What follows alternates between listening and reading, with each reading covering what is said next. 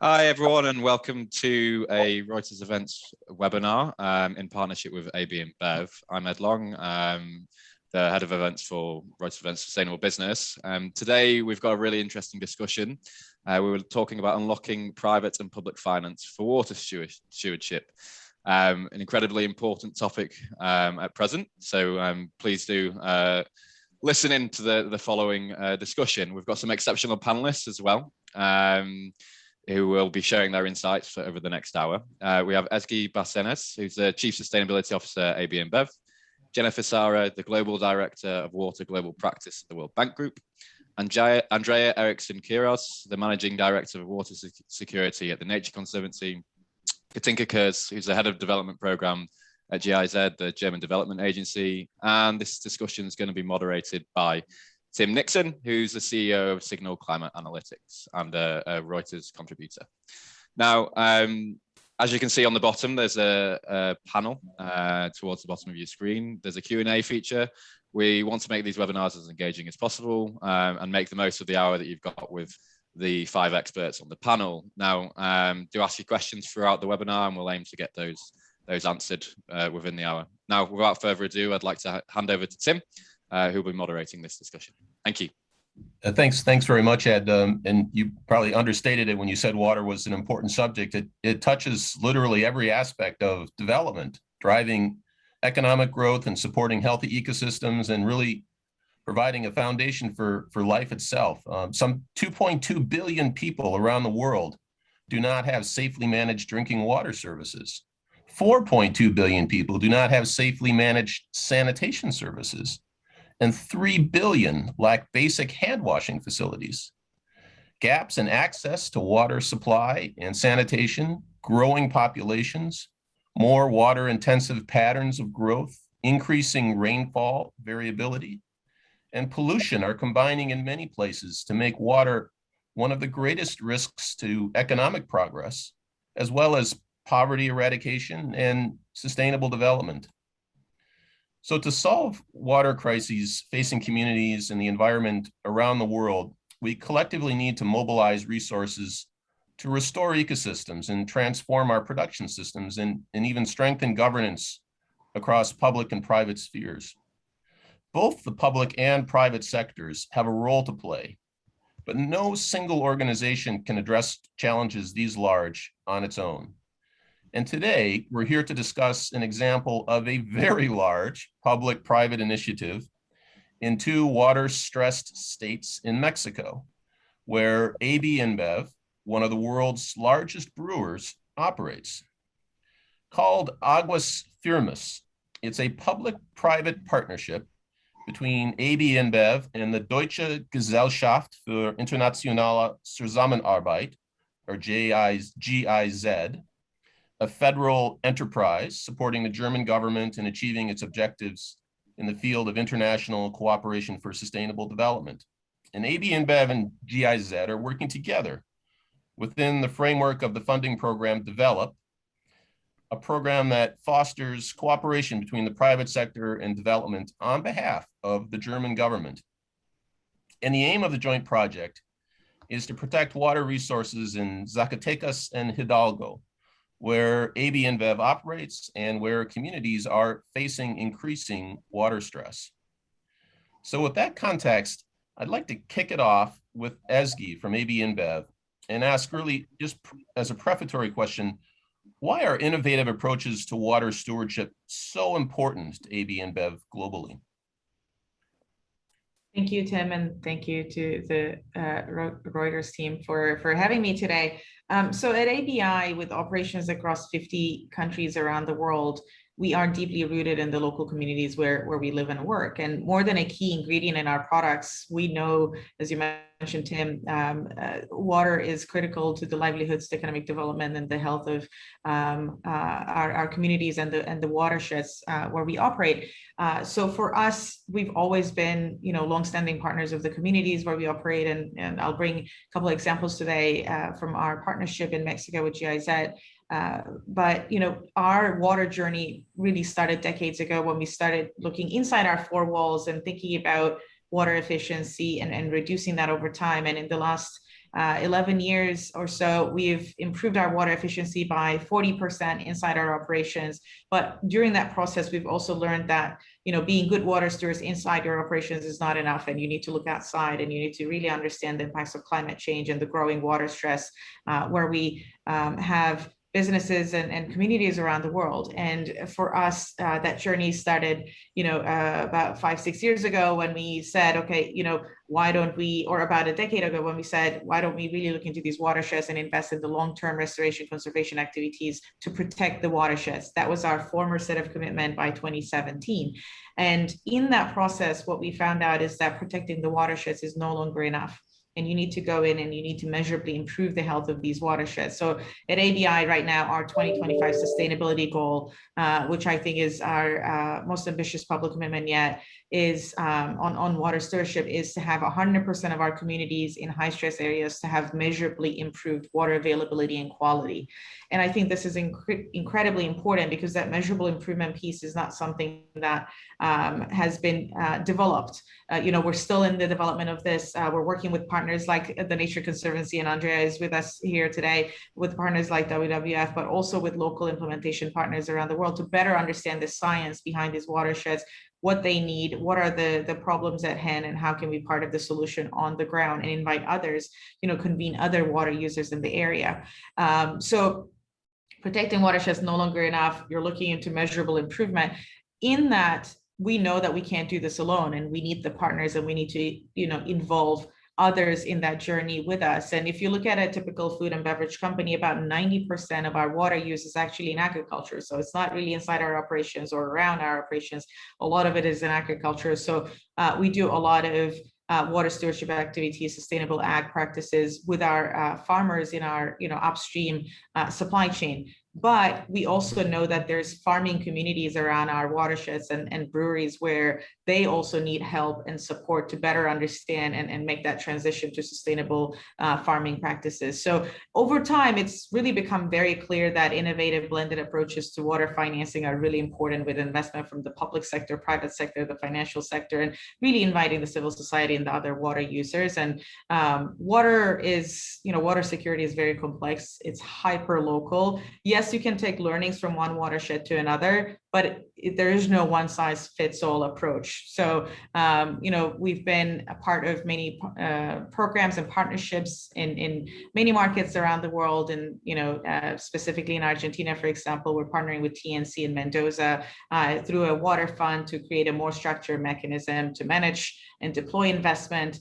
You know, with World Bank through the Water Resources Group, we're partnering in South Africa to support local authorities again in you know, enabling the investment and the increased financial flow into these high-risk watersheds. But today, let me pull up a couple of slides and show you guys what we're doing with GIZ in 2 watersheds in Mexico. And these are, as you mentioned, in the states of Hidalgo and Zacatecas, specifically in the Apan and Calera aquifers that are under growing water stress.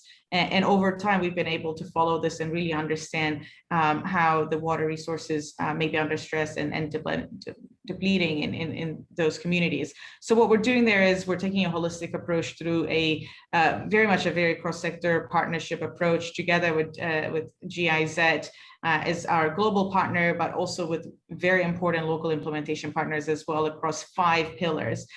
First and foremost, investing in those nature-based solutions, aquifer replenishment, really understanding, as I said, the context-based metrics in those 2 watersheds, and investing in the health of the watershed. But more broadly, also looking at, okay, who are the water users in that area? There's huge farming communities that need our help to improve their sustainable farming practices.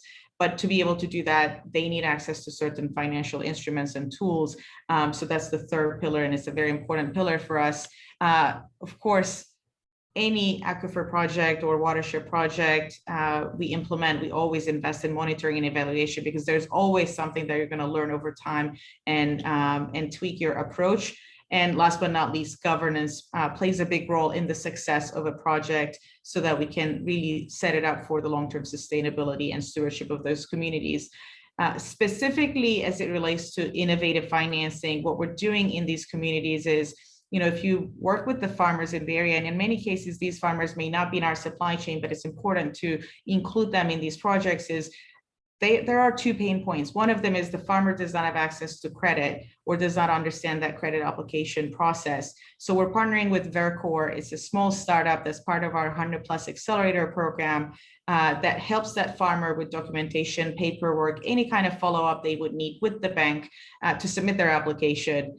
The bank then, the second pain point would be the bank typically may not want to fund these credit applications, but Grupo Modelo, in partnership with FIRA, created a coverage fund to provide that guarantee for the first loss that really reduces the risk for the bank, which then pays the suppliers directly to get drip irrigation equipment for these farmers, and ultimately the farmer pays back that credit. And by solving these two pain points around, the complex applications for that credit or that loan, as well as enabling the bank or lowering the risk for the bank for these applications for these farmers, really allow us to transform their farming practices, improve their irrigation techniques, and really create that holistic approach on the ground to everything we do in becoming better water stewards. So just a quick example in partnership with GIZ, what we're doing on the ground currently in Mexico. Ezgi, I thought it was fascinating how you mentioned that you work with farmers who are actually sometimes outside of your supply chain. So it's not just about your business footprint, it's the ecosystem footprint. Yes, absolutely. And I think, that's incredibly important for us to, in many cases, be that convener on the ground. You may not necessarily be the largest water user, but you need to invite others in, including local authorities and other water users in the watershed. Great. Would any of the other panelists like to make a quick comment before we move on to Katinka? Okay, great. Let's move on then. Katinka, I want to move over to you and ask about why this particular project was selected by Develop PPP for funding. Yes, thanks. Hello everybody. Thanks for having me. Well, as you said at the beginning, right? We all know, and I think we all agree that the development goals we cannot reach only by public funding and development aid. And that's why the Develop program is operating literally in a space where business and development interests meet, and in order to join forces and to find solutions to global challenges. And we are supporting such corporate initiatives through matching funds and personnel on the ground. Our program is not limited to a certain sector such as water or region, and we are literally just selecting the project based on impact, sustainability, scalability, and reach. And I think in our experience, we clearly see we reach the highest impact and the most sustainable results when our corporate partners have a real and long-term business interest in tackling the problem as a whole. And I think in this case, it is very clear that the overlapping interests of AB InBev and the development policy in terms of water conversation, and also they are very well connected in the communities they are operating in, as they already said. And GIZ on the other side is working since several years on water government topics in the region. And within the project, we are building on this experience and the existing networks. And I think with such a committed team, and also by testing innovative approaches on finance schemes for farmers, I'm very confident that the project will not only help the supply chains of the corporates for more sustainable water efficiency, but also to have a direct impact for the farmers on the ground and for water conservation in the entire region. Actually, in my point of view, I even think the project has potential to serve as a model for the industry as a whole, and upscaling those kind of initiatives for broader impact and towards the maybe industry-wide change, of course, is in very much the interest of the Develop program as well as the German Development Corporation. And therefore, we felt this project idea fits very well to our approach. And since we have started now and we already see the dynamics already sitting here, I am very confident that we made the right decision on selecting the project for cooperation, and I'm very happy we are started within it. Fantastic. Would any of the other panelists like to comment on Katinka's introduction? I have to say, it strikes me as quite exciting that you see this as the beginning of even bigger scale and cooperation between public and private sectors. Is this a new model?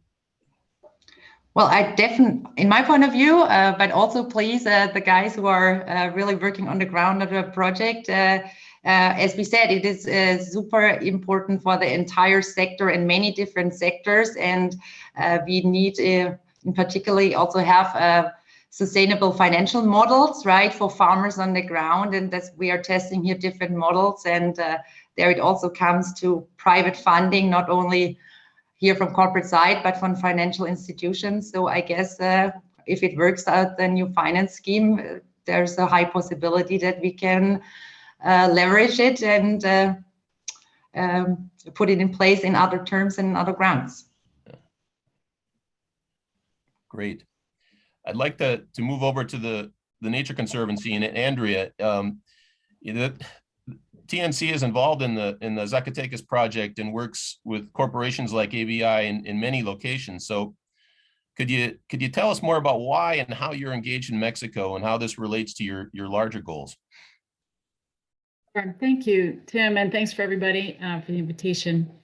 There's so many interesting things about this project that are really worthwhile pulling out.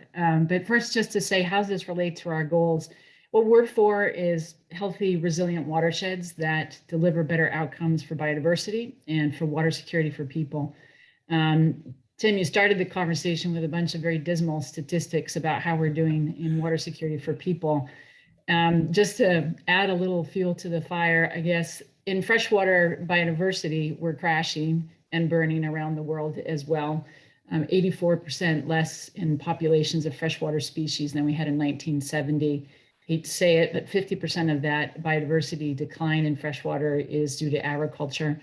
And agriculture has lots of other knock-on effects, conversion of lands, carbon emissions. And so, we work very hard in places around the world, 72 countries where we're engaged in one way or another. But in addition to working in places of high biodiversity, we take it as absolutely mission critical to engage in the provisioning sectors. How do we provide our water and our food to all of us who live on the planet and need subsistence? So whether it's agriculture, fisheries, or water supply, we just feel like that's a really critical entry point. And to enter into those sectors, you really have to look at the corporate sector as a key lever for change. So while, and this is what's really important about this project, at the end of the day, what we need is supportive pathways forward for farmers, ranchers, fishers, the people that are at the end of the road producing. The important pathway to get to them sometimes is through corporations that have the ability to create that change. So we work with them on their business practices. We try to connect them to places where we think there's important work to be done. Of course, they have their operational priorities. And we think about how to connect businesses to policy. And maybe that's a little bit of a signal of our challenges here. So coming back to Zacatecas, one way that we work with ABI, other corporations, and in Zacatecas is to think about the technical options.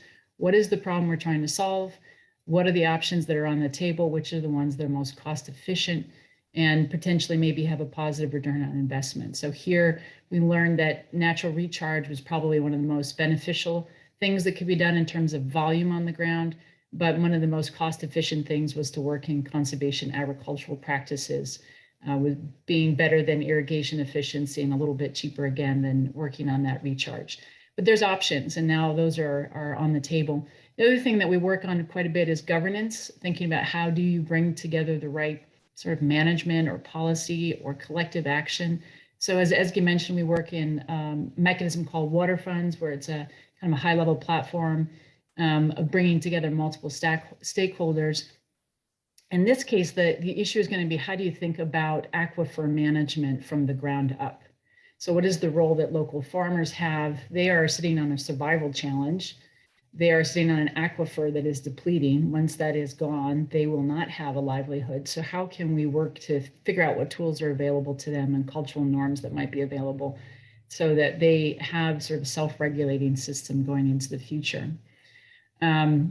one of the things I think is really exciting about this project is the way that the partnership is thinking through that financial and sort of incentive challenge for farmers using loans and really getting involved in the financial sector. I think is really important, and I think that may be a very meaningful model that we need to replicate other places.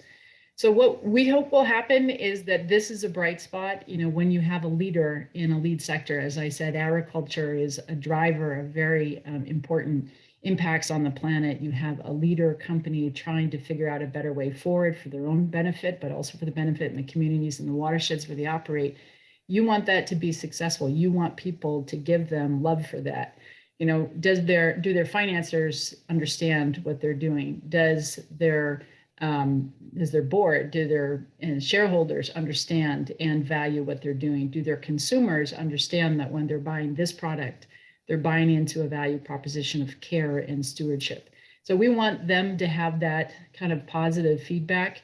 And when you think about corporate power worldwide, if you will, and what they could do, we looked at 10 of the companies that we work with closely. About 140 watersheds could be in better condition if they were to activate in all of their locations. If they were to be the catalyzers, like what we're seeing at this case, that's 140 watersheds that would be in better condition just because of 10 companies really following this, sort of model of activism. But fully a third of global withdrawals on water are impacted by 150 companies. So if we could just kind of get to that 150 companies, there would be massive opportunity for change on the planet. There really is a pathway here. But there are other things that are not yet clear to us. And so here's the challenges for the future. Yes, we have to have the economic model work out for the local farmer who is sitting at the end of the road, but the connection to policy and governance. How do you look at aquifer policy management of surface and groundwater in a way that is comprehensive in policy structures? And I feel like that's still out there, yet another hill to climb. But I'll leave it at that. Maybe we'll get back to that in our challenges discussion. Thanks. That sounds great. Any comments for the other panelists? Yeah, I do want to get back to the question of why this project and why specifically could this be a catalyzing example for other businesses that maybe aren't doing what we're seeing here. But before that, I'd like to get to Jennifer at the World Bank. And Jennifer, I'd ask you to tell us a little bit about the mission and goals of the 2030 Water Resources Group and about water financing and how it plays into what you're doing here. Oh, great. And it's a delight to be part of this panel. And it's a really inspirational example. It's the Zacatecas project and the Aguas Firmes. How do you actually get farmers access to credit and backstopping and bringing in these PPP models? Fascinating. And as everyone, as our other speakers say, who are in this water space, we understand how water is really the ultimate in systems challenge. It's a unique resource that underpins all drivers of growth, be it agriculture production, energy generation, industry, manufacturing. But despite this fundamental role that water plays in our economic, social, environmental development, it's managed very, very often in a very fragmented manner. So that doesn't allow for national and regional growth strategies to really link back into, I think as Ezgi said, that's a really localized also planning model. So as part of the World Bank's mission to reduce poverty and increase shared prosperity in low income and middle emerging markets across the world, and we do this in an environmentally and socially sustainable manner, our goal is really in the water space to help countries achieve water security. And we have a $25 billion investment program within the World Bank Group in the water practice in over 40 countries. It's really focusing on, Andrea, as you talked about, the whole policy and governance, supporting governments, putting in place the policy and governance to help sustain water resources, deliver services across all water and sanitation uses, and of course, build resilience to shocks. And as part of this, we're really delighted to be hosting the 2030 Water Resources Group, which is a really, really special initiative that ABI was a founding member of. And it's a key platform of collective action across the private sector, the public sector, and civil society. And it really does focus on SDG 6, which is the water SDG, and of course, SDG 17, which is on partnerships but it's really to help countries and companies and society achieve all water-related goals, sustainable development goals, and also climate commitments. And it enables much needed shifts in governance by bringing together these different stakeholder groups and what we call these multi-stakeholder platforms to define what the priority action areas would be. To date, 2030 WRG has been quite successful in mobilizing about $1 billion in co-financing for water programs, and importantly, connecting 900 partners in the different countries where we're working. We have about 10 different countries. And what's really important for us now, and this is why we're really excited to be part of this initiative, just this discussion, is how do we take these wonderful initiatives to scale? How do we share knowledge from one place to another place, and how do we scale up? And some of the examples that we have outside of what you're doing in Mexico in the agriculture sector is 2030 WRG's involvement in developing a public-private partnership in Bangladesh, which is the first one that's looking at the issue of wastewater and fecal sludge management. And what it does is it brings local business into partnership with the municipality to address serious pollution problems. And so what we're doing is looking to try to find solutions to the 1.2 million people living in Gazipur city, but also the industry. So how can you have combined approaches to wastewater management, to pollution control, to recycling water? Other examples that we have in Kenya is looking at performance-based contracts, again, to reduce municipal water losses. And it looks at municipal utilities and private entities together. How can they reduce the theft, leakages, faulty equipment, which is now 42% of water putting into these pipes is being lost. And another example could be in Mongolia, where 2030 WRG has been working again with public, private, and civil society representatives to help put forward laws, look at legal structures that allow to you have water reuse and encourages large businesses to treat wastewater on site that can supply to off-takers. So this is looking at the water in a circular economy type of approach is very important across the different users. So just in terms of how 2030 WRG is influenced also the way the World Bank, which is very much more focused on the public sector, how we're thinking differently about water and how do we bring in people together. And we know we can't work in silos anymore. And the private sector is a core stakeholder in the development business, not business opportunities. And we welcome the opportunity to learn from the private sector, especially on the innovation, efficiency, accelerated delivery, and robust management systems that you bring. So that for us is very, very important. And we're really, really proud that AB and BIV is prioritizing water and having them part of this partnership. You mentioned also the work that we've done in South Africa, which has been at the very beginning of our work. And one of the important lessons, and I'll stop there, is, and I like to hear from other panelists, is a shift that a lot of times what we call, you can be a clean fish in a dirty pond. And so sometimes on the industry level, they just focus on their factory or making sure, within this small unit. And I think now what's really interesting is that this idea of having watersheds, and I think TNC and others are taking this approach of really looking at a broader watershed or aquifer, and not just the water at one point at one industrial processing plant. So I think there's a big shift in the way that we look at that, and that's where we really need to bring in these partnerships. Well, let me stop here. Thank you so much. Any of the panelists want to comment on Jennifer's talk? Yeah, maybe I'll just follow up really quickly. I mean, I think that the idea that it's like the ultimate system problem is right. And we all have respective strengths and roles to play in this. And one of our challenges, as we think about challenges, is that on one hand, we only think in systems. Like we don't really get just one piece of the puzzle. When we try to think about how to solve a problem in natural systems, you sort of have to try to understand as much as you can of the whole. That, however, is really long-term. It's really complex. It takes a lot of work to think through the ecological systems as well as the human systems. And so time is not on our side in those issues. So it's sort of a catch-22. There is no way to solve this without working at a system scale and collectively. And that will take time, which we don't have a lot of. So there's one of our challenges to work through. So just to follow on that, Andrea, I mean, one of the ways to make rapid progress on sustainable development is to make it profitable. right? Is to make it make sense financially. Have we figured out how to do that with this kind of a project? No, if I can just jump in here, I think Yeah. it depends also how you define profitable. Yeah. If it's just the bottom line, so everyone will look at it slightly differently. The UN put out a big report this year. I mean, looking at the need to value water. I mean, we always say that water is undervalued and underpriced in many ways, but the values of water, I think we also have to look at the multiple values of water, be it social, environmental, and economic. And some of these are really hard to quantify in monetary terms.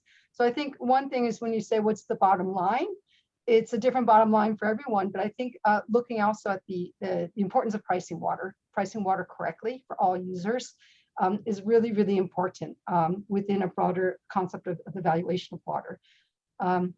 But I don't know, it'd be interesting to hear from the private sector and how they think about this as well. What do you guys think, private sector? I agree with Jennifer. We always talk about this, the true value of water and how we can put a better value to it and how we can better measure what we do against those standards, right? Because if you look at a standard kind of ROI of a project, we always, the way we think about sustainability is it makes business sense, and you can really build the ROI and the business case for so many things that you do, whether it's local sourcing, investing in agriculture, or it's, investing in recycling supply chains, bringing in recycled content back into your supply chain instead of virgin material extraction. All of that, you can easily put a figure on it. I think when it comes to water, because it requires multi-year investments, multi-year partnerships, multi-stakeholder approach, that becomes more tricky to say, okay, in 1 year, here's my ROI. But ultimately, whether you think of this as a risk mitigation or you think of it as economic growth, you see that there is value associated with, investing in these watersheds and identifying, ways for us to protect it for everyone. So yeah, I think it's very tricky, but I would agree with Jennifer that we still have a long way to go to move water from an undervalued asset to something much, much more valuable.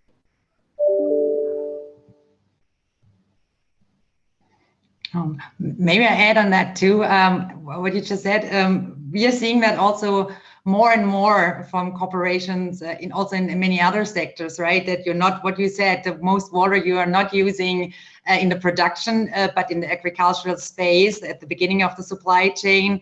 And maybe, and we see more and more corporates who see the long-term perspective, right? And going beyond the core business, and the investment maybe doesn't pay off now, and you will not see it in the profit of this year or next year, but securing your business on a long-term perspective, you definitely will see it also on the balance sheet sooner or later. And but as you said, it's a multi-stakeholder approach, especially in such complex topics with public things like water. And but that, I think, is also a very good example why it is necessary that we are all joining forces from the public and the private side. It is too complex, and the investments are too high for anybody doing it by themselves.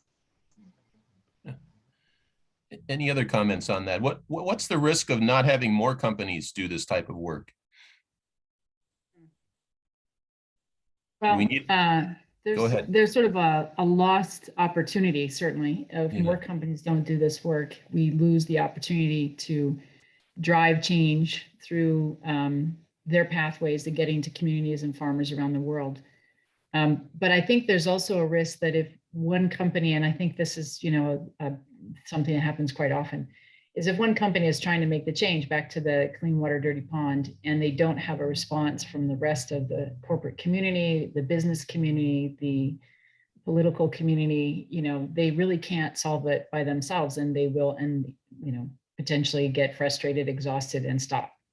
So there is a bit of, wisdom in trying to find places where others will come to the table so that we can get these success stories going, so that we can make the case that these are in fact beneficial for companies in the business community, for the farmers, and working out what does it actually look like to make this viable for farmers, and have that evidence base to, then make it more likely that the next will come along.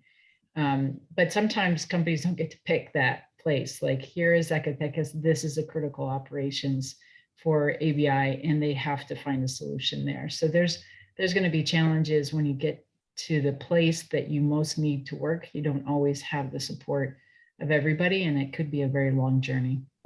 Yeah, Can I just jump? Oh, go ahead. Sorry. Sorry, Jennifer. I was just going to say, I agree with Andrea, and I saw there was a question in the Q&A box as well around a published case study. I think we do need more of these case studies to share the learnings and, you know, the reasons to believe. So this is still too early for the 2 projects in Mexico in partnership with GIZ, but we expect to share our results and learnings with the broader community, you know, as we see those results and as we develop more lessons learned. Sorry, Jennifer. No, that's fine. And I just wanted to jump in because I think, Tim, your question is what can the private sector do? You know, how can you get more private? And there was a question there, what is a public bank doing, right? And I think that this is the beauty of bringing together the private sector and the public sector. And I'd be interested from your Zacatecas example as well, that the role of the public sector, not just also in helping with chunky investments that might need, you know, take a long time as was mentioned, but really more on the policy side, right? And the regulation side. So a lot of times, just something like aquifers, there's not, you know, the data on aquifers or just data on water resources, quality and quantity, is not always known.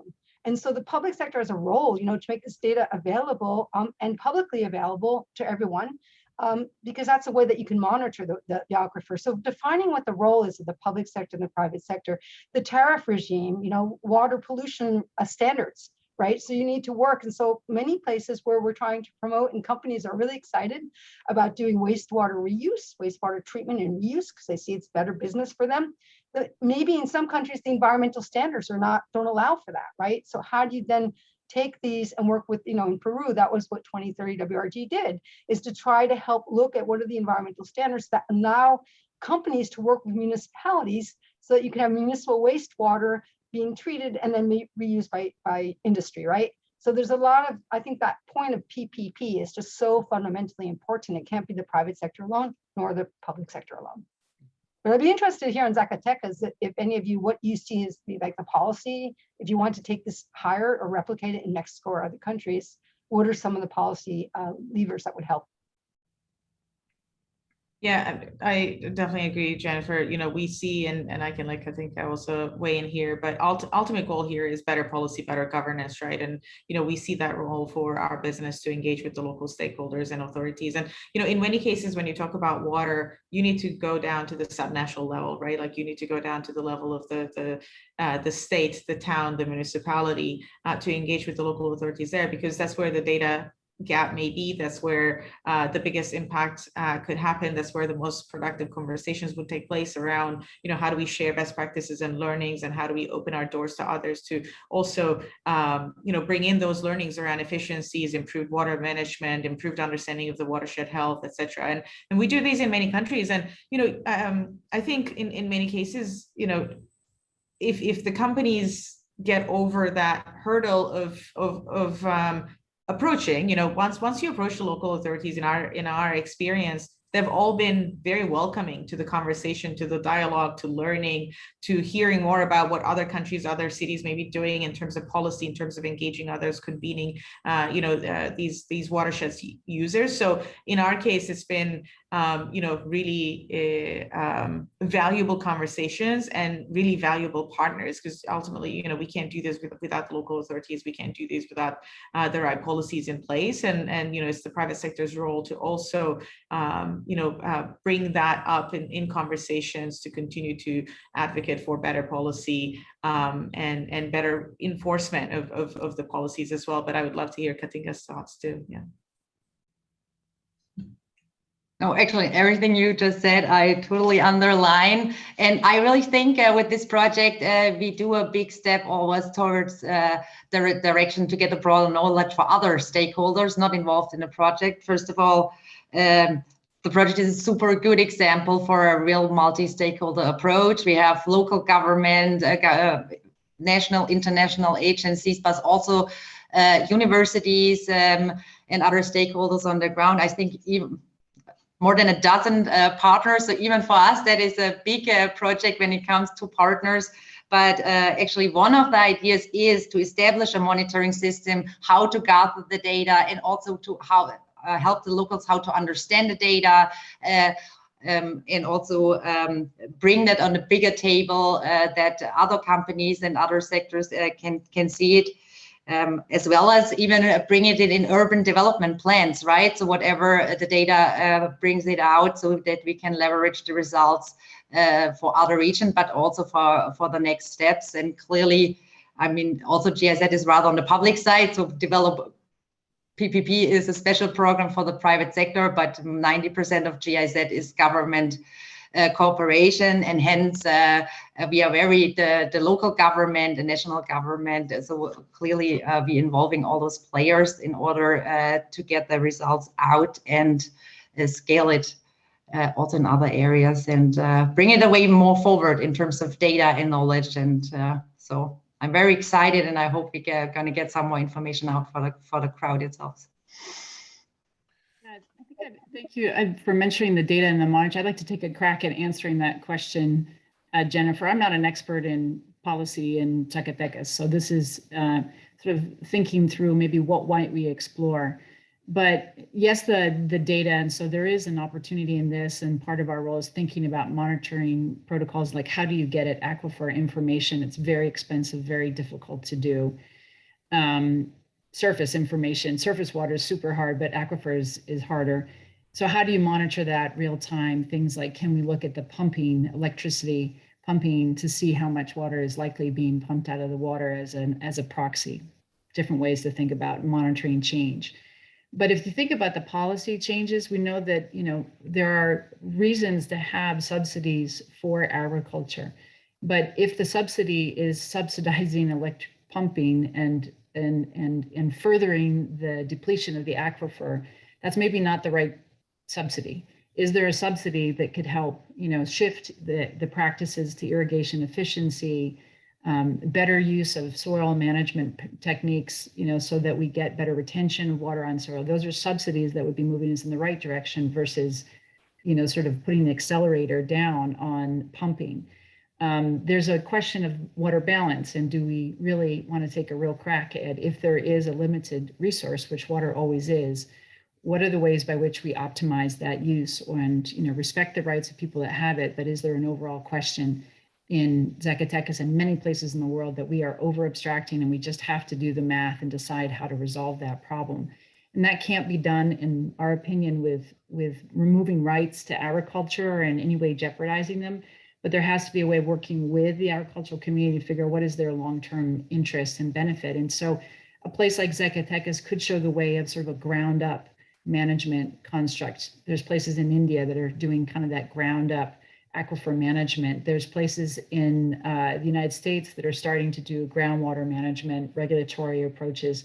And there's a ton of places in the United States and other places that have not yet even started this. This is a very hard topic to do, and to do in a way that doesn't disrupt lives and livelihoods. So this is an archetype of a place of agriculture, water scarcity, and depleting aquifers that we definitely have a series of policy changes that are needed.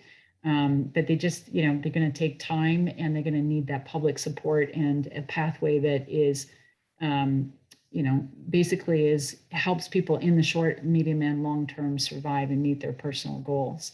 So I'm hopeful that we'll get to some of those in Zacatecas, and if not yet there, then there's certainly lots of other places where we're working on that. So Andrew, that's really interesting what you're saying. And, you know, subsidize the right thing, right? Subsidize the behavior change, subsidize, you know, good stewardship of water and agriculture. I think that's important to look at the distortions that many subsidies have in the misuse of water. But it's interesting because there are several questions about innovation, and it's true, technology and innovation has a huge role to play in innovation and business processes. But we also have to be careful, because like aquifer drawdown, you give the example of Zacatecas that this, you know, electricity might be subsidized for the pumps. Well, now there's a lot of emergence of solar pumps, right? And solar pumps at the household level, the farmer level. And we're seeing this huge drawdown in aquifers in India, across South Asia. It's now happening in Africa. So again, we always have to policy has to be a living space, right? In sense, when new technologies come in, it's great. Solar technology is fantastic. But I think in India, for example, 2030 WRG is trying to help them shift the subsidy to the farmers. If you can use your solar to actually create energy to give back to the grid rather than pumping water that you don't need. So there's different ways that you can actually look at being the beneficial use of innovation technology. And Tim, if it's okay, just one quick, I think John Oldfield asked the question about CEO water mandate. And I think there's many other, and there's so many coalitions and different opportunities and initiatives going on in this space. And the more that we can work together and share lessons, I think is really, really important, because it's an urgency now. We see the urgency of climate change, and water's at the forefront of it. So I just want to answer that question. Sure. Thanks. Yeah, I'd like to ask a question. We've had a couple questions in the chat box about governance. And Ezgi, I was just wondering, I mean, as you were talking about how you were engaging with communities and farmers, I mean, in this particular project, do you see it as primarily your role to sort of provide that leadership on, the proper use of technology and the governance of the process, or who does that? Yeah, I think that's a great question. I would say it depends. And it depends on the local kind of water security challenges, the complexity, the players, the policies that may or may not be in place, right? As a company, we do believe in in distributed leadership, and in some cases we may take on that kind of leader role that is going to convene, that is going to drive the dialogue, bring the best practices, the learnings, and bring others along with us on the journey. And in other cases, we're happy to take a back seat and learn from others on the ground where we may not understand yet what the challenge is, where somebody else may have done more extended analysis, where we bring in partners like the Nature Conservancy, for example, to come in and show us the way. So I think it depends. It depends. It's the governance mechanism that we would put in place very much depends on the local context, the problem that you've identified, the solution that you've aligned on with the other stakeholders, and ultimately what's going to really make that project sustainable. And I think everything we're saying here, especially Jennifer's last comments, I think really highlights the importance of systems thinking. We can't just try to solve for one problem, because if we do, then you may create another problem. So how do you bring in that systems thinking and multi-solve, I think is really, really important. And, this brings me back to one of the questions that came in earlier, and I want to quickly address it, is, how do we make sure that these loans are not going to bankrupt the farmers, or, how do you make sure that there's an ROI and you build a business case for these things? Because ultimately, if you're solving for one problem, you don't want to create another problem. So in this case, I just want to quickly give the example in Mexico. These loans are affordable. The interest rates are lower than the standard market rates. And, besides that, once they implement the drip irrigation system, and they can see the cost reduction immediately because they use less energy. I think this goes back to Jennifer's comment around the energy costs as well, right? I think that is great, but we're also enabling the interest rate incentive mechanism as well, where there is a subsidy for to encourage that loan repayment to the farmer, whereby if the farmer pays in full, they will get a small portion of the loan back in cash. So again, we're really putting in place all the mechanisms so that the overall system works. And once we see the productivity improvements, the input cost reductions, overall improvement in yield, et cetera, on the farm, I think we can then invite others to join. Because ultimately, you're not going to see every farmer come in and do these things. In our experience working in close partnership with farmers in our own direct supply chains, we've also seen this, where you need to go in and you need to find the influencers, you need to find in the early adopters that are going to come in and try something new, and then ultimately they can provide the reasons to believe, the examples, the case studies to other farmers, the neighboring communities in the area. So I think really highlighting that systems thinking and multi-solving is very important in the context of water. Yeah. Fascinating. Who's keeping track of all that? The measurement of success or not in this project?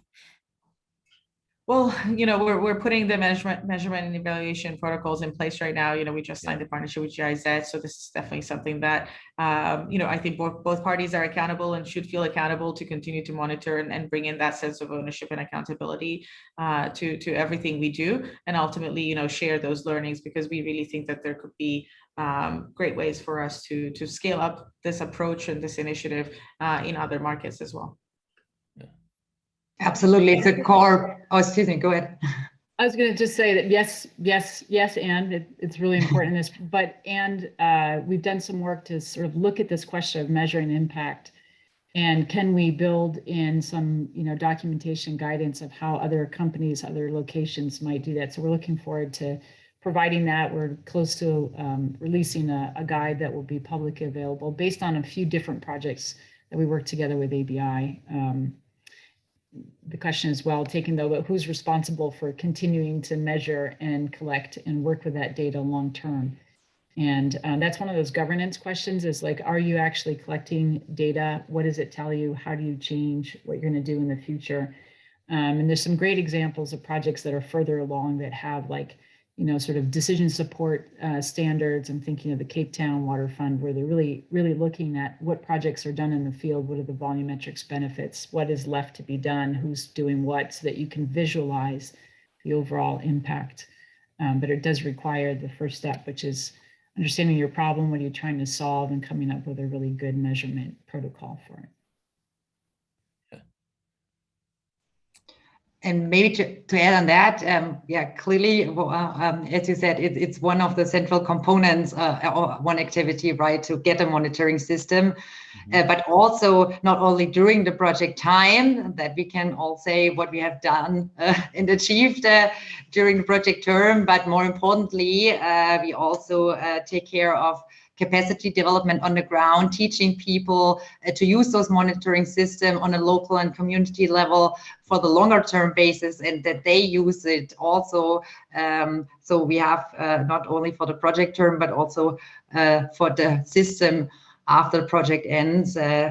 One goal is to set up a monitoring system on a local level and train them, and so that everybody can understand the data and use it further and work with it. Great. There's a lot of questions here that we could get to from the audience. Does anybody see one they want to address? Otherwise, I think I'd like to go to our vision of the future question. But let me just pause before doing that if somebody'd like to divert us onto one of these other audience questions. Anybody see anything? Okay, so we can come back to those. I want to, because the whole arc of this discussion has been so fascinating, because the way it's been described, it sounds as if we're at the very beginning of a journey ourselves. And Andrea's described it. I did a little bit in the preface that the state of the world's water and water stewardship is not good. and this feels to me like, and correct me if I'm wrong, right? But it feels to me like this is the beginning of a new kind of experiment that we hope, say, in 5-10 years, we can point to and say, well, this was the beginning of something new and different. Am I understanding it correctly? And what would it look like 5-10 years from now if it was successful? Who wants to start? Maybe I'll kick it off with kind of our perspective. I would say yes and no.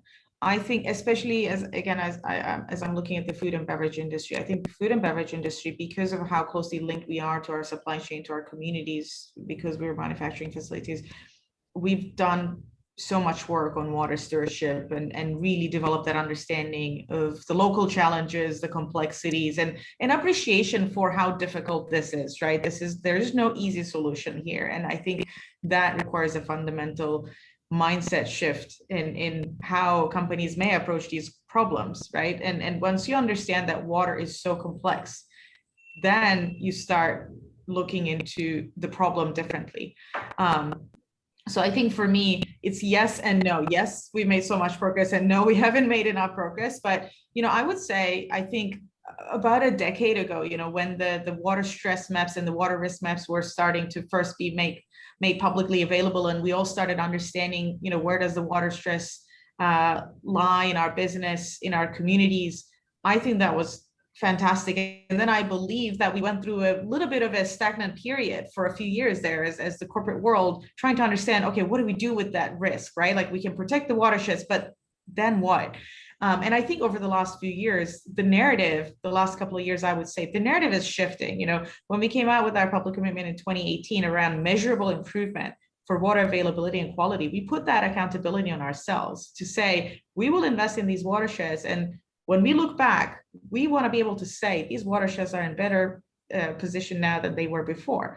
And there was no science up until a few years ago around this. And now we're establishing that with our partners and, putting that accountability on ourselves. And, last year, a water resilience coalition was set up together with several other companies, cross-sector coalition. ABI is a founding member of that. Again, the measurable improvement was created as part of that framework of that, evolved thinking to water stewardship and what that means for corporates.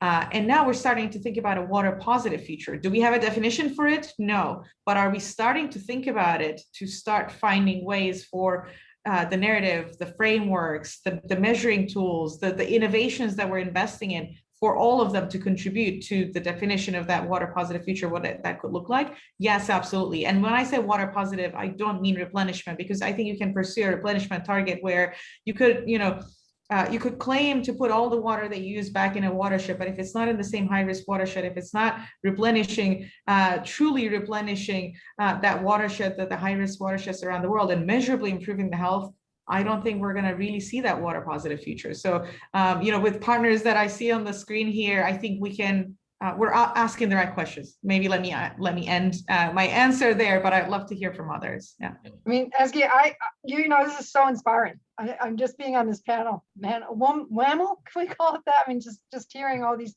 leaders doing things, I think it is, Tim, incredibly inspiring. We're on our way to somewhere. But Tim, I want to come back to what you started off with. Like, let's not forget also, one is about sustaining our water resources locally, regionally, globally, but the 2 billion people who do not have access to drinking water, who do not have access to sanitation. I mean, there's a human face behind each one of that, right? Those numbers.